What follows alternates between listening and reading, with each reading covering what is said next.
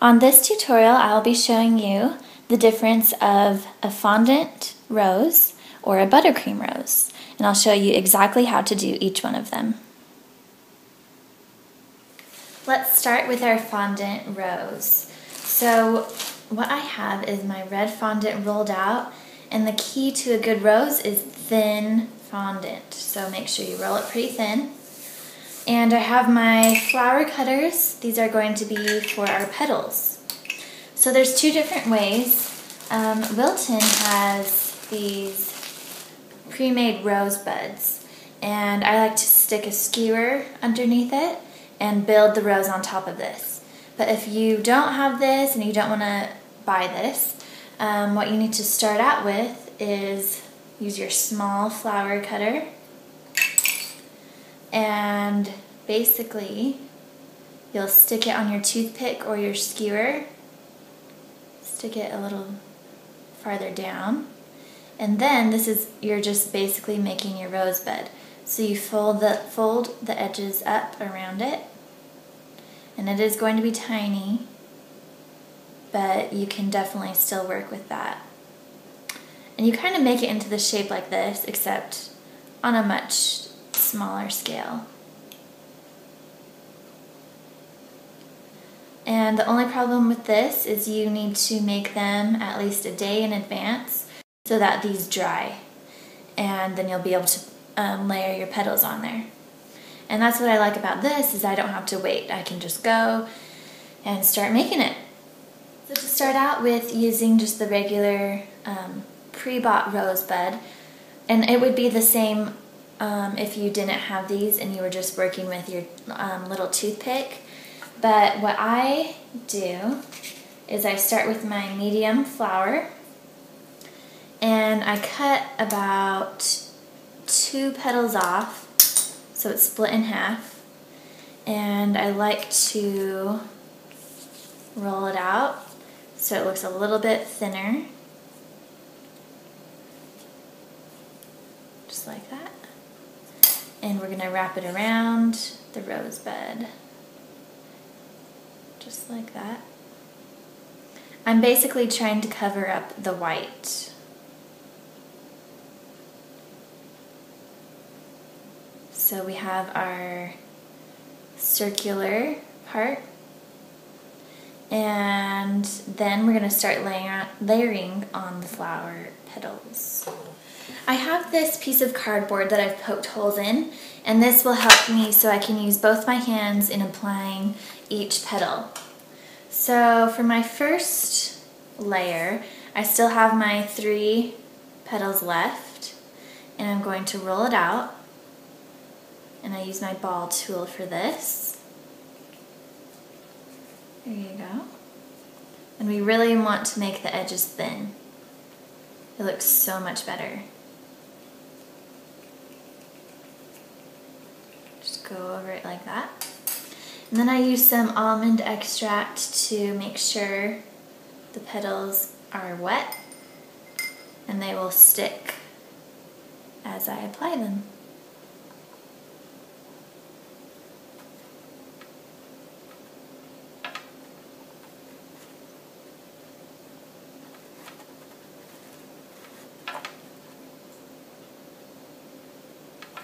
Alright, there's my first layer. And I'm going to keep going with this middle cutter, and I will continue to cut the petals. This is the stage I'm at right now, and I'm continuing to roll out individual petals and individually putting them on. I feel like this gives me more control over how I want my rose to look. If I just only wanted a little rose bud, I could easily stop there, or even make them a little bit more closed off. And I'll keep doing this around and around. You can stop here if you want. This is about 15 petals, but I'm going to show you an even fuller rose just in case you want to keep on going.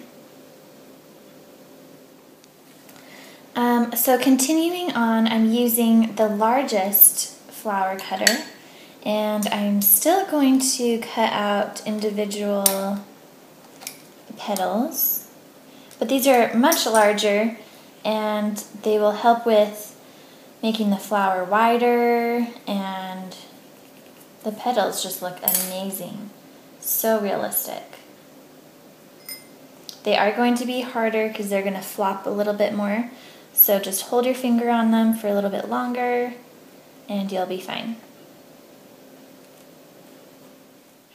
I have now completed the full rose, and I've used the big petals, probably either 5 or 6 of them all along the edges, and it is still drying, so you might need to hold it a couple times. But this is very full, and I think it looks so beautiful and a lot more realistic than probably buttercream. So now for the buttercream rose, I have some red buttercream colored, and this is very thick frosting because you'll need it to stand up and the petals will need to be able to hold themselves up. So I'm starting out with my 12 Wilton tip, it's a circle, and I have a skewer here, and we're going to build the rose on top of the skewer. So go ahead and you're going to just pipe on kind of the base of the rose. So we have that, and set that aside, and then we're going to change our tip from this 12 to a 104. This is what a 104 looks like. It's got a wide end and then it gets smaller.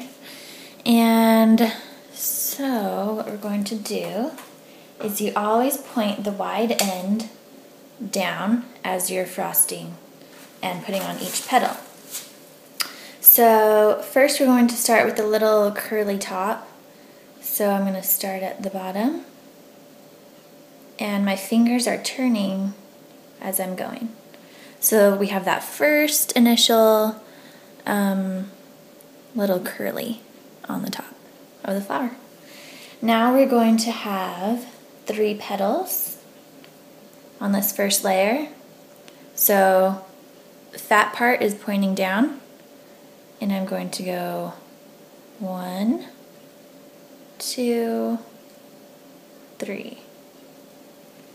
So there's the beginning stage of our rose. And make sure to clean your tip off so there's no icing, so it's clean again. And then we're going to go and do a 5 layer. So you're going to do 5 rose petals.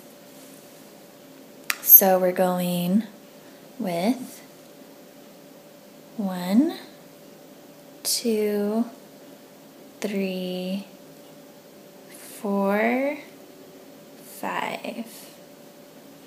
Like that.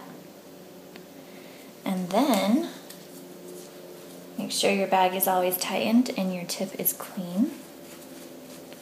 Now we're going for 7.